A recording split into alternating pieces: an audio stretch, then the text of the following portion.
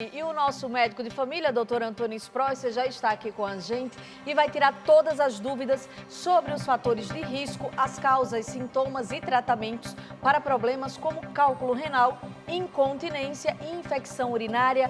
Bom dia, doutor. Bom dia, Renatinha. Bom dia, Ana. Bom dia, doutor. Bom dia. Bom, para a gente poder começar, vamos falar sobre incontinência urinária. Por que ela acontece? Bom, incontinência urinária é uma situação muito frequente que acontece em homem e em mulher também. Vamos ver as principais alterações anatômicas. Aí você tem a bexiga, que é um músculo. Certo. É um músculo muito forte. A uretra, por onde passa a urina. E tem ali embaixo, aí onde fecha e abre, um músculo muito importante, que é um tipo de um esfíncter, que a gente chama, e que fecha o canal da uretra e não deixa você urinar, chamado músculos do assoalho pélvico. Então, quando eu quero fazer xixi, por exemplo, a urina enche a minha bexiga, a bexiga vai contrair, e essa força que a bexiga faz relaxa a musculatura pélvica e eu consigo urinar. Muito bom. Às vezes, o que acontece? Eu tuço, eu espirro, eu faço qualquer força, geralmente eu não perco urina, porque é que esse músculo segura. Mas muitas vezes, por algumas doenças, existe um relaxamento dessa musculatura da pelvis. Então, qualquer esforço, qualquer urina que fique dentro da bexiga, eu já vou perder. Então, principalmente quando você tem algum problema neurológico, uma gravidez, já vou falar das causas principais. Eu estou tossindo agora, eu estou perdendo urina. Eu estou dando risada, eu estou perdendo urina. Eu na rua, estou num ônibus, eu estou perdendo urina. Então, isso é incontinência urinária. É um problema muito frequente. Agora, doutor, quem é que está mais propenso a ter a incontinência urinária e por que acontece? É normal acontecer mais em idosos? Sim, acontece mais. Vamos ver os principais fatores de risco da incontinência urinária. Como você falou, os idosos, a obesidade, mulheres no pós-parto, histórico familiar, tabagismo, consumo de cafeína e certas condições médicas. Por exemplo, a pessoa tem um acidente vascular cerebral. Certo. A pessoa operou a próstata, tem alguma cirurgia local. E essa flacidez muscular acontece muito nas mulheres na menopausa. Então, essas são as principais causas e consequências da incontinência. Agora, doutora, apesar de tudo isso que o senhor mostrou aqui, existe tratamento? Tem como melhorar a qualidade de vida de quem sofre com a incontinência urinária? Tem sim, Ana Rita. Porque atrapalha muito, né? Muito. Existem exercícios especiais para você reforçar aquele assoalho, aquela musculatura, chamados exercícios de Kegel.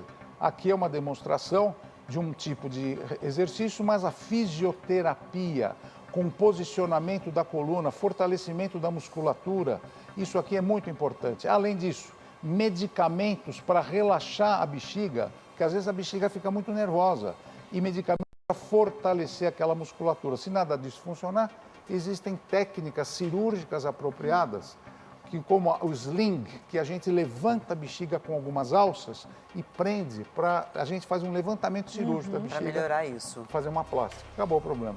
Agora, falamos sobre incontinência urinária e vamos falar sobre a infecção urinária. Infecção. O que causa a infecção urinária, doutor? Vou mostrar para vocês agora quais são as principais causas da infecção urinária. Olha só, aqui nós temos a uretra. A bactéria, ela entra na uretra, dá uma uretrite. Se ela subir, entra na bexiga, que é a cistite. Se ela passar e subir, ela vai para o ureter, é o ureterite. E o mais grave é quando a bactéria consegue subir no rim e dá pielonefrite. Então, esses são os 4 locais onde a bactéria pode ficar e a pielonefrite é a mais grave delas, que pode levar até a morte se a gente não tratar e diagnosticar rápido. Agora, doutor, quais são os sintomas mais comuns para quem sofre com a infecção urinária e em que momento eu preciso procurar ajuda médica? Boa pergunta. Vamos ver. Os principais sintomas da infecção urinária. Ardência. Você vai urinar, já está pegando fogo ali o canal da uretra. Urgência. Você tem pressa para urinar. Sente vontade o tempo todo, né? Toda hora. Você tá sangue na urina. Febre muito alta e dor lombar. Quando você tiver esses sintomas, procure ajuda médica, porque é sério. Agora, tem um problema. Homens e mulheres, às vezes, não têm sintoma de infecção urinária. É mesmo? Então, quando você tem, por exemplo, já teve alguma infecção urinária, mas a pressão começa a baixar, taquicardia, coração, procura ajuda, porque você pode estar com uma infecção urinária assintomática. Uau! Isso é bem curioso. Agora, doutor, tem diferença da infecção urinária no homem e na mulher? Tem sim. Tem uma diferença anatômica que é fundamental vocês entenderem. Vamos lá, olha a anatomia. A anatomia do homem e da mulher. O rim do homem e da mulher são iguais, o ureter são iguais, a bexiga também é igual. Agora, olha a uretra. A uretra da mulher é muito pequenininha, já a uretra do homem é bem grande. Então, qual é essa diferença? Faz com que a mulher tenha muito mais infecção urinária. Sim. Porque as bactérias das fezes, do reto e do ânus, elas entram e já estão lá dentro. Então, predispõe a mulher a ter mais infecção urinária. Agora, doutor, como é que a gente pode prevenir a infecção urinária, tanto para homens quanto para mulheres? Ó, esse assunto é fundamental. Vamos dar uma olhadinha. Olha, presta atenção agora, hein? Prevenção. Em primeiro lugar, beber muita água para limpar o seu sistema urinário. Não deixar a bactéria ficar acumulada. Então, isso é muito importante porque a gente mora num país que é muito quente. Outra coisa, urinar com frequência. Você tem, por exemplo, não fica segurando a bexiga. Ah, eu vou segurar porque... Não, vai ao banheiro. Nem que você marque no relógio, a cada 3 horas você ir ao banheiro. Evitar roupas apertadas. Quanto mais roupa apertada, menos sangue eu vou irrigar minhas partes íntimas. E outra coisa, muita pressão intraabdominal. Para isso, trate a prisão de ventre. As fezes acumuladas no intestino predispõem você também à infecção urinária. E mantenha a higiene íntima em dia. Toda vez que você evacuar, se limpe direito. Tome um banho de assento. Saiba fazer a troca da roupa íntima. Preferir sempre a roupa de algodão. Evitar ficar com roupa molhada. Então, são cuidados que a gente tem que ter no dia a dia.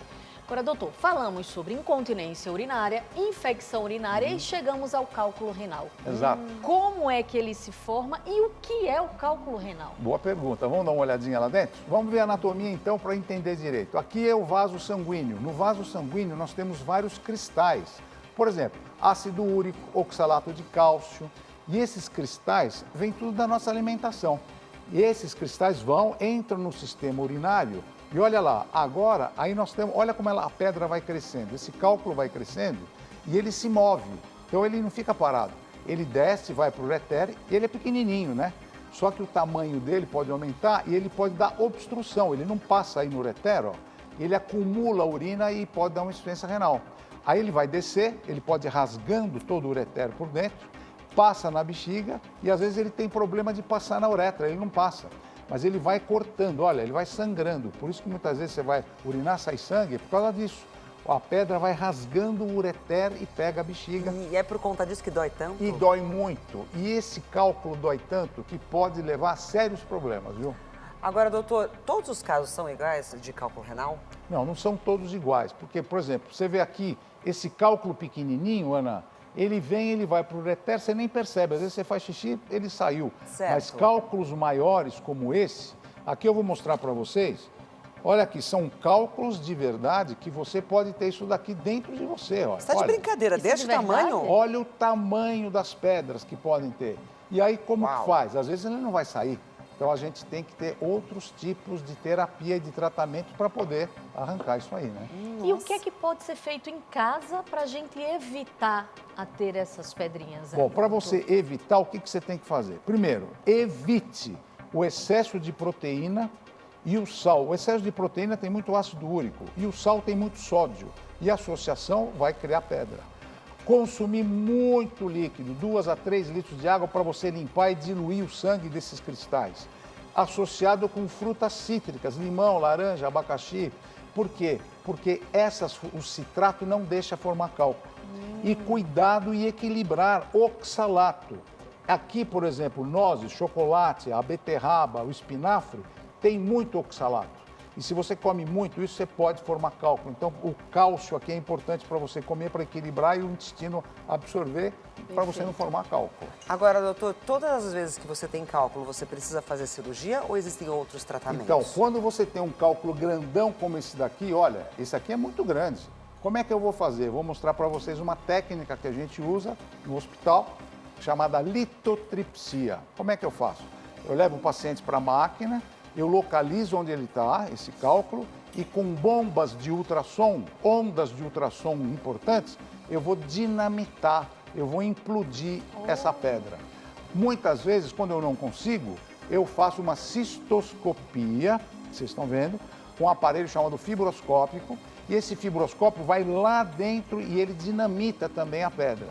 Muitas vezes, quando eu não consigo fazer isso, eu puxo essa pedra com esse fibroscópio, eu puxo ela para fora e imediatamente eu já coloco esse dreno chamado duplo J, que é um plástico que fica um dreno lá dentro, por esse ureter não fechar, e aí meu rim pode ficar insuficiente. Então, toda vez que eu entro no meu sistema urinário, eu deixo esse dreno chamado duplo J e depois de uma semana eu tiro esse O duplo J. duplo J ele tem que ser tirado depois de uma semana e não pode ficar mais tempo? Não, doutor, geralmente no é uma organismo? semana que o urologista deixa para deixar a via aérea aberta, a via urinária Sim. aberta. E não, porque se eu faço uma cirurgia, vai fechar.